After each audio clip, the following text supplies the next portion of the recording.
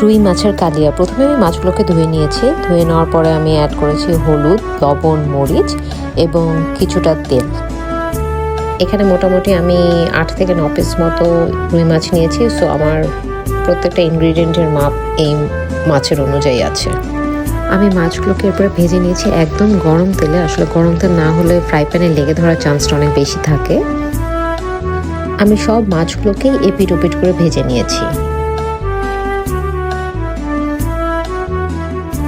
আমি এই সেম তেলেই এখন গ্রেভিটা রেডি করব, যেটার জন্য আমি প্রথমে দিয়েছি 2টা তেজপাতা, 3টা শুকনো মরিচ, 4-5টা এলাচ আর 3টা দারচিনি।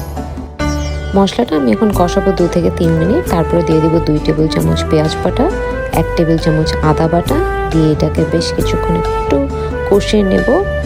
কষিয়ে নেওয়ার পরে এর মধ্যে দিয়েছি 1 চা চামচ জিরার গুঁড়া, হলুদের গুঁড়া, মরিচের গুঁড়া এবং কিছুটা লবণ।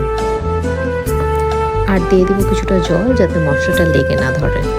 মশলাটাকে কষাবো আরও 5 মিনিটের মতো, যতক্ষণ না তেল ভেসে উঠছে। এরপরে দিয়ে দিব 1/2 কাপ দই। দইটা দেওয়ার সময় কন্টিনিউয়াসলি নাড়তে হবে। তার সাথে দিয়ে দিব কিছু কিশমিশ এবং অ্যাড করব 1/2 কাপের মতো জল।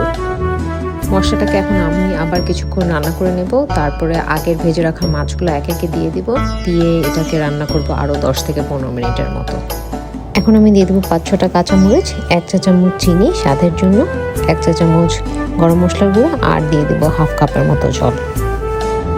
দেন আমি মাছগুলোকে ঢাকনা দিয়ে আরও রান্না করছি 10 মিনিটের মতো। যখন গ্রেভিটা একটু ঘন হয়ে যাবে আর তেলটা উপরে ভেসে উঠবে, এই টাইমে আপনারা নামিয়ে সার্ভ করতে পারবেন ভাত বা পোলাওর সাথে। Thank you for watching.